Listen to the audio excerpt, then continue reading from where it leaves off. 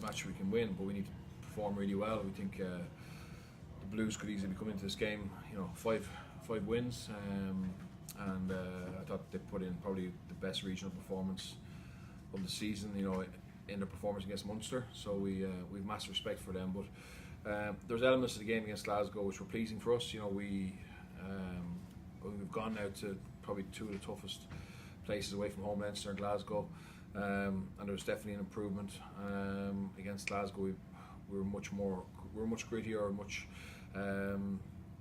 more streetwise than we were against Leinster. We controlled the game better.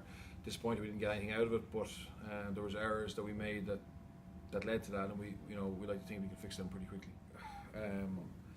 We've tried to keep a consistent selection for the first 5 rounds the best we could, because obviously it's only new players. But we had the Zebra game was really physical. The weather was bad, so it was hard to play with any width. So there was a huge amount of collisions in that. So I suppose people like Ollie, Ross, Corey, Jack Dixon, Leon Brown, etc., who didn't travel to Glasgow. Most of that was because they were just banged up. But if it was a cup final, potentially someone would have played. So we do believe they'll come back in, provided they get through training this week. They'll come back in this week. We don't know their size yet, but if they can go well. Obviously, they can go Turnbull,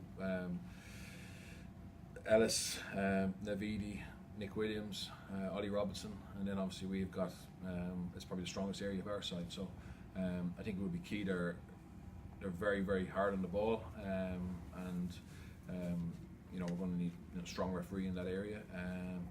But I think our back row are starting to click well, and we're certainly looking forward to.